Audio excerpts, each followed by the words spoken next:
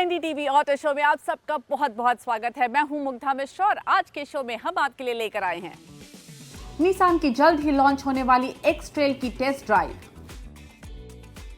कारगिल युद्ध की 25वीं सालगिरह पर हम पहुंचे Kargil war memorial. Nissan Indian market में अपना सेकंड प्रोडक्ट लॉन्च करने जा रही है, 4th generation x trail. X trail Indian market में इंपोर्ट होकर आने वाली है। इसकी क्या खूबियां हैं, क्या खामियां हैं, डिटेल रिव्यू देखिए मेरे साथ।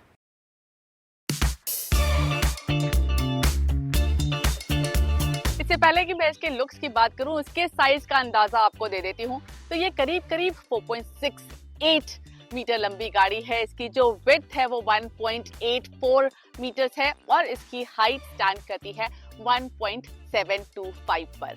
तो जो साइज है वो अच्छा है।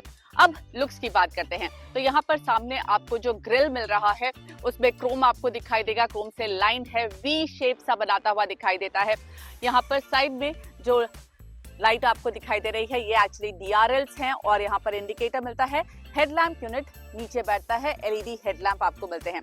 नीचे बम्पर पर ध्यान दीजिए, काफी अग्रेसिव लुकिंग बम्पर है और सामने से ये गाड़ी एक प्रॉपर SUV का लुक दे देती है। ग्राउंड क्लियरेंस भी यहाँ पर आपको बता देती हूँ, 210 mm का आपको ग्राउंड क्लियरेंस मिल रहा है। बम्पर में बड़े एयर वेंट्स दिए गए हैं। व्हील वेंट्स का साइज भी काफी बड़ा है। डिजाइन में भी एरोडायनामिक्स पर फोकस है। गाड़ी का कोफिशिएंट ऑफ ड्रैग 0.31 है, जो कि एक SUV के हिसाब से काफी अच्छा है। और वो SUV का लुक आपको इसके साइड प्रोफाइल में भी नजर आता है। रूफ काफी कुछ स्ट्रेट है, वो जो बॉक्सी प्रोफाइल एक SUV को चाहिए वो इसमें दिखाई देती है। यहाँ पर आपको ये इंटरेस्टिंग अलॉयज दिखाई देंगे। लुक अच्छा है, गाड़ी के साइज के हिसाब से थोड़े बड़े ही लगते हैं। 255/45 इनका प्रोफाइल है। अब रियर में ऊपर यहाँ पर स्पॉइलर है, जहाँ बीच में आपको स्टॉप लाइट दिखाई देगी। सेंटर में निसान का 2D लोगो दिया गया है। ये जो टेल लैंप्स हैं ये पार्ट LED हैं। यहाँ तो ऊपर LED लगा हुआ है, लेकिन ये दोनों जो लाइट्स हैं वो हैलोजन है। बम्पर अच्छा बड़ा दिया गया है तो वो एक बुच इफेक्ट देता है, SUV कैरेक्टर को मैच करता है। यहाँ पर आपको सेंसर्स दिखाई दे रहे हैं। बूट स्पेस की बात करते हैं तो एक्स ट्रेल 3 रो कार है और तीनों रो ऊपर करके तो जगह काफी कम मिलती है, लेकिन थर्ड रो फोल्ड कर 585 लीटर्स का अच्छा लगेज स्पेस मिलता है। अब ये मेरी फ्लेक्सिबिलिटी का टेस्ट होने वाला है, क्योंकि अंदर जाना काफी मुश्किल है, बहुत ज्यादा जगह नहीं है यहाँ पर। तो let's go.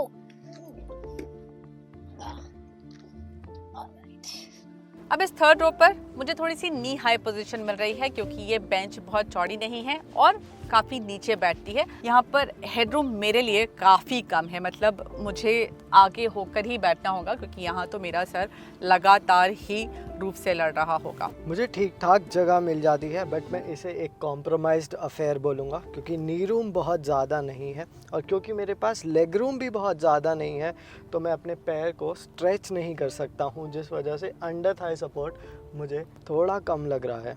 But the good thing is कि मुझे हेडरूम अच्छा खासा मिल रहा है जो मुझे नहीं मिल रहा। लेकिन एक बात अच्छी ये है कि जो सीट का रिक्लाइन है वो मैं अपने हिसाब से एडजस्ट कर सकती हूँ। इसका रिक्लाइन एंगल पीछे भी हो जाता है तो कंफर्टेबली बैठा जा सकता है, और साथ ही इस सीट को भी आगे पीछे किया जा सकता है। अब यहाँ पर आपको आपकी कन्वीनियंस के लिए एक C टाइप चार्जिंग पॉइंट मिल जाता है, USB type A charging point है। नीचे कोई जगह नहीं है सामान रखने की। यहाँ पर 2 AC वेंट्स दिए गए हैं, पैनोरामिक सनरूफ है, बॉटल रखने की जगह आपको डोर पॉकेट में मिल जाती है और सीट में भी पॉकेट दिया गया है सामान रखने के। तो सबसे पहले तो ये 8 इंच की एक टच स्क्रीन है। इस गाड़ी के साइज के हिसाब से ये स्क्रीन का साइज थोड़ा छोटा पता चलता है, लेकिन इसकी क्लैरिटी ठीक ठाक है। कलर्स थोड़े कम हैं, लेकिन सब कुछ आप आसानी से पढ़ सकते हैं। फॉन्ट साइज वगैरह अच्छा है और इसका रिस्पॉन्स भी ठीक है। लेकिन अगर आप इसको ऑन द मूव एक्सेस करना चाहते हैं तो यहाँ पर उसके लिए बटन्स दिए गए हैं। सारे फंक्शंस ऑलमोस्ट यहाँ पर आप एक्सेस कर सकते हैं और यहाँ 2 आपको नॉब्स भी दिखाई देंगे। अगर आप ऑन द मूव यूज करना चाहते हैं तो काफी आसानी पता चलती है, लेकिन इस छोटी स्क्रीन के साथ इतने सारे बटन्स वगैरह थोड़ा सा ज्यादा पता चलता है। अब यहाँ पर आपको डुअल जोन AC मिल रहा है। साथ ही यहाँ पर चार्जिंग के लिए एक टाइप C चार्जर है, then type A charging point दिया गया है और यहाँ पर 12 वोल्ट का चार्जिंग सॉकेट भी है। स्टार्ट स्टॉप बटन भी आपको यही मिलता है। वायरलेस चार्जर यहाँ पर दिया गया है और वो थोड़ा सा स्लोप पर है, तो आपका फोन हिलेगा डुलेगा नहीं, एक ही जगह रहेगा। प्रीमियम की बात करूँ तो यहाँ पर जो पूरा डैशबोर्ड है वो भी थोड़ा प्रीमियम पता चल रहा है, जो कि लेदर से रैप्ड है। Satin finish, metal insert, expose stitches सब देखने में अच्छा है। इनफैक्ट सभी बटन्स वगैरह भी अच्छी क्वालिटी के हैं। नीचे लगे प्लास्टिक की क्वालिटी भी अच्छी है, तो देखने में ये जो डैशबोर्ड है वो काफी अच्छा लग रहा है। ड्राइवर डिस्प्ले के लिए आपको यहाँ पर 12.3 इंच की स्क्रीन मिलती है, डिजिटल, फुल्ली डिजिटल स्क्रीन, बहुत बढ़िया क्लैरिटी, साइज काफी बड़ा है। यहाँ पर जो डिस्प्ले है उसका फॉन्ट साइज काफी अच्छा है, तो क्लैरिटी काफी बढ़िया मिल जाती है और बहुत सारी इंफॉर्मेशन भी आपको मिलती है। स्टीयरिंग की बात करूँ तो स्टीयरिंग होल्ड करने में बढ़िया है। थोड़ा सा डिजाइन इसका जो है वो मुझे थोड़ा सा रेट्रो दिखाई दे रहा है क्योंकि काफी स्ट्रेट जाता है, और यहाँ पर पैडल शिफ्टर्स भी दिए गए हैं गियर सेलेक्ट करने के लिए। लेकिन मुझे जो बड़ी दिक्कत पता चलती है वो ये कि यहाँ पर फैब्रिक का इस्तेमाल किया गया है अपहोल्स्ट्री के लिए। वैसे तो फैब्रिक इंडियन कंडीशंस में प्रैक्टिकल ज्यादा पता चलती है, लेकिन जो एक प्रीमियमनेस होती है एक कैबिन की, वो इस फैब्रिक के इस्तेमाल से कम हो जाती है। अदरवाइज ये एक वेल एग्जीक्यूटेड कैबिन है। अब बात करते हैं इसकी ड्राइव की। निसान एक्स-ट्रेल में आपको 1.5 litre variable compression turbo engine मिल रहा है। अब ये वेरिएबल कंप्रेशन टर्बो इंजन क्या है? जनरली जो इंजन्स होते हैं उसमें एक रॉड होती है जिससे पिस्टन मूवमेंट होता है। इसमें उस रॉड की जगह एक मल्टी लिंक सिस्टम है, जिसकी वजह से जो कंप्रेशन रेशो है वो बदल जाता है आपकी ज़रूरत के हिसाब से। 8:1 से 14:1 तक ये रेशियो वैरी करता है, जिससे एक्सेलरेटर पुश करने पर पावर भी मिलती है और क्रूजिंग स्पीड्स पर बेहतर एफिशिएंसी भी। अब पावर आपको मिलती कितनी है? तो ये 1.5 लीटर का इंजन है जो कि आपको 163 HP की पीक पावर देता है और 300 Nm का पीक टॉर्क। इसके साथ ही आपको माइल्ड हाइब्रिड सिस्टम भी मिलता है जो कि टॉर्क बूस्ट भी देता है थोड़ा सा। इस माइल्ड हाइब्रिड सिस्टम का भी काम यही है कि आपको थोड़ी सी बेहतर फ्यूल एफिशिएंसी मिले। जब आप गाड़ी चलाते हैं तो बहुत ही स्मूथ और क्विक पावर डिलीवरी आपको पता चलती है। जो इंजन का रिस्पांस है वो बहुत ही बढ़िया है। इंजन का रिफाइनमेंट थोड़ा सा कम लगा मुझे, स्पेशली जब आप आइडल पर होते हैं तो वाइब्रेशन थोड़ा पता चलता है, जो कि गाड़ी की स्पीड बढ़ने पर खत्म हो जाता है। इसका CVT गियरबॉक्स काफी स्मूथ है। CVT के लिए टिपिकल इलास्टिक बैंड इफेक्ट उतना प्रोमिनेंट नहीं है और पैडल से ओवरटेकिंग भी आसान हो जाती है। मुझे गाड़ी की राइड क्वालिटी काफ़ी अच्छी लग रही है। वैसे तो 20 इंच के व्हील्स दिए गए हैं इसमें, और मुझे लगा था कि शायद राइड क्वालिटी थोड़ी सी कॉम्प्रोमाइज़ हो जाएगी, एजेस पता चलेंगे, लेकिन राइड क्वालिटी एक्चुअली काफ़ी बढ़िया है। थोड़ा सा बॉडी रोल तो है, इतनी बड़ी गाड़ी है, SUV है, तो थोड़ा बॉडी रोल आपको पता चलेगा, लेकिन इतना ज़्यादा नहीं है कि उसके बारे में कंप्लेन किया जा सके। जितना एक SUV से आप एक्सपेक्ट करेंगे उतना ही इसमें बॉडी रोल आपको पता चलेगा, but overall you get a good ride quality. लेकिन कुछ एक कमियां हैं इसमें आपको ADAS नहीं मिल रहा, और ADAS आजकल इंडियन मार्केट में मास मार्केट गाड़ियों में आने लग गया है, और ये तो प्रीमियम सेगमेंट की गाड़ी है। इस सीट को, ड्राइवर सीट को, मैं इलेक्ट्रिकली एडजस्ट नहीं कर सकती। Seat ventilation, premium audio system, ambient lights भी नहीं है, तो ये एक मिक्स्ड बैग है। हमारे पास 3rd जनरेशन एक्स-ट्रेल तो आई नहीं, 4th जनरेशन आई है। 2nd जनरेशन में जब एक्स-ट्रेल आती थी तो वो ऑल व्हील ड्राइव सिस्टम के साथ आती थी, लेकिन यहाँ पर आपको सिर्फ फ्रंट व्हील ड्राइव गाड़ी मिल रही है।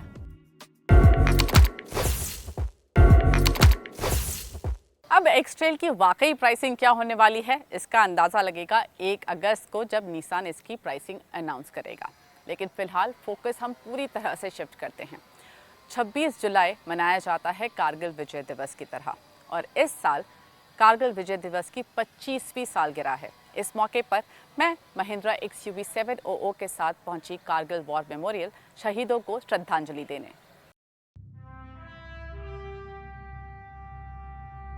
इस साल कारगिल युद्ध को 25 साल हो रहे हैं। 26 जुलाई को कारगिल विजय दिवस के रूप में मनाया जाता है, और जब महिंद्रा ऑटो ने हमसे इस महत्वपूर्ण अवसर पर कारगिल वॉर मेमोरियल जाने के लिए संपर्क किया तो जवाब सीधा था, बिल्कुल। प्लान था कि हम देश के विभिन्न हिस्सों से अपने बहादुर जवानों के लिए भारतवासियों के संदेश ले जाएं और उन्हें कारगिल वॉर मेमोरियल पर स्वयं सौंपें। Hearts to brave hearts rally देश के 3 कोनों से शुरू हुई। तनोट राजस्थान, तेजू अरुणाचल प्रदेश और कोच्चि केरल। ये रैली दिल्ली पहुंची, जहां से एनडीटीवी ऑटो टीम रैली में शामिल हुई और हम सब श्रीनगर पहुंचे। मैं हूं इस वक्त बादामी बाग कैंटोनमेंट में। 15 कोर वही जगह है जहां से पूरी कारगिल वॉर लड़ी गई थी।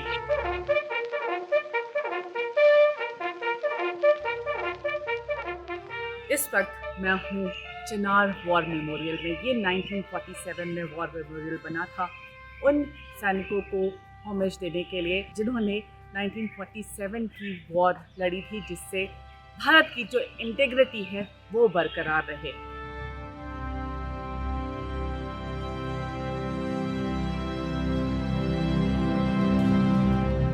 महिंद्रा की 16 टफेस्ट एसयूवीज को चला रहे थे मिलिट्री वेटरन्स और कुछ मेरे जैसे मीडिया कर्मी। करीब 10,000 किलोमीटर का ये सफर अब आगे बढ़ेगा और हम सब जाएंगे कारगिल वॉर मेमोरियल और कारगिल दिवस पर शहीदों को नमन करेंगे। जब तक आप कश्मीर की खूबसूरत दृश्यों का आनंद लें, तब तक मैं एक बार 1999 में हुई घटनाओं के बारे में बता दूं। पाकिस्तान ने जम्मू कश्मीर के कारगिल क्षेत्र में स्ट्रेटेजिक जगहों पर घुसपैठ की थी ताकि उन्हें महत्वपूर्ण राष्ट्रीय राजमार्ग 1 तक पहुंच मिल सके, जो श्रीनगर और लेह के बीच एक महत्वपूर्ण कड़ी है। कारगिल का इलाका बेहद दुर्गम और कठिन था, ऊंची ऊंची चोटियां और कठोर मौसम। इसने संघर्ष को और भी चुनौतीपूर्ण बना दिया, लेकिन भारतीय सेना ने दृढ़ता और संकल्प के साथ लड़ाई लड़ी और पाकिस्तानी घुसपैठियों द्वारा कब्जा किए गए अधिकांश स्थानों को सफलतापूर्वक वापस ले लिया और पाकिस्तान को बाकी स्थानों से पीछे हटने के लिए मजबूर किया। इस युद्ध में दोनों पक्षों को काफी हानि हुई। आधिकारिक आंकड़ों के अनुसार भारत ने लगभग 527 सैनिकों को खोया और इस युद्ध में 1500 अन्य घायल हुए।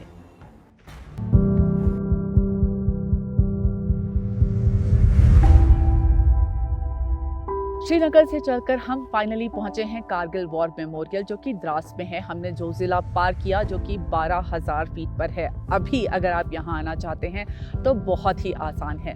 बीआरओ ने बहुत अच्छी रोड बना दी है, अपनी गाड़ी उठाकर आप यहाँ आ सकते हैं। लेकिन आज से 25 साल पहले इस जगह पहुँचना बेहद मुश्किल था। ये जो एरिया है बहुत ही खूबसूरत है, लेकिन जितना ये खूबसूरत है उतना ही मुश्किल है यहाँ पर सर्वाइव करना। बहुत ठंड है, बहुत मुश्किल टेरेन है, और तब भी हमारे जवानों ने, हमारे आर्मी ने, हमारी मिलिट्री ने बहुत ब्रेवली एनिमी का सामना किया और उन्हें देश से बाहर निकाला और भारत की अस्मिता को बनाए रखा।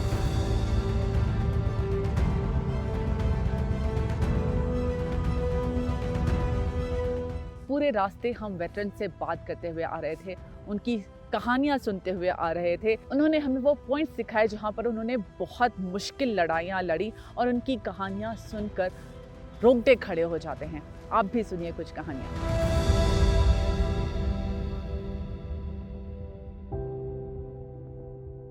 यह है हाई एल्टीट्यूड। लड़ाई चल रही थी 17,000 फीट, 18,000 फीट। रैरिफाइड एटमॉस्फेयर, यानी ऑक्सीजन नहीं आ रहा है, सांस नहीं आ रही है। इतनी ठंड है सब जीरो टेम्परेचर में कि लगता है शायद स्किन को काटेंगे तो वहां से खून की जगह क्रिस्टल्स गिरेंगे। उसके बीच में ये जवान, कोई जैसलमेर से आ रहा है, कोई सेंट्रल इंडिया से आ रहा है, कोई साउथ इंडिया से आ रहा है। एक्लेमेटाइजेशन है नहीं है कोई फिक्र नहीं, स्पेशल क्लोथिंग पहनकर और लड़ाई के लिए आगे बढ़ गए। मेरा काम इस लड़ाई में तैयार करना था अपनी फौज को, so that they can fight an effective battle against a very determined enemy. I was responsible, along with my unit, to provide arms, ammunition, special clothing, radio sets, GPSs, and so many other things. तो captain Vikram Batra साहब जो है 13 जम्मू और Kashmir rifle के थे। इन्होंने .4875 में दुश्मन की 2 बंकर को बर्बाद करने के बाद तीसरा बंकर में उनके साथ लड़ाई में मुठभेड़ में शहीद हो गए थे। तो इनको इनकी बहादुरी के लिए परमवीर चक्र से नवाजा गया है।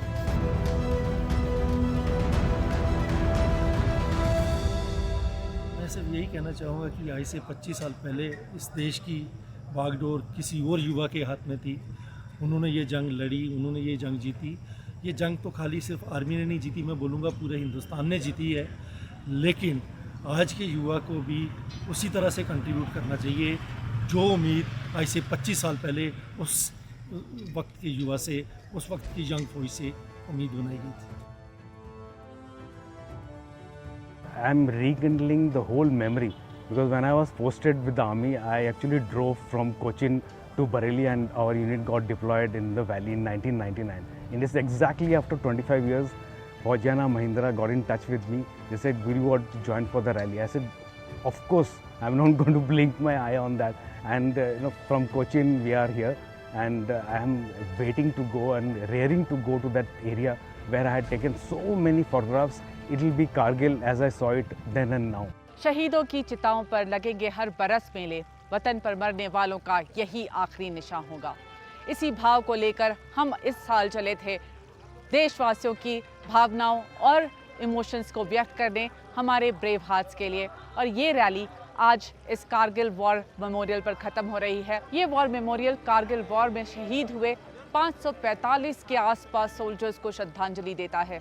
और मेरी आप सबसे यही गुजारिश है कि हर साल इस दिन को सेलिब्रेट करने यहाँ आने की कोशिश ज़रूर करिएगा। जय हिंद। वेल, आज के शो में इतना ही। आपको ये शो कैसा लगा हमें ज़रूर बताइए। आप हमारे साथ जुड़ सकते हैं YouTube पर NDTV ऑटो चैनल के साथ ही आप हमें सोशल मीडिया प्लेटफॉर्म पर भी फॉलो कर सकते हैं। अगले हफ्ते ज़रूर जुड़िएगा हमारे साथ। तब तक के लिए बाय बाय, टेक केयर।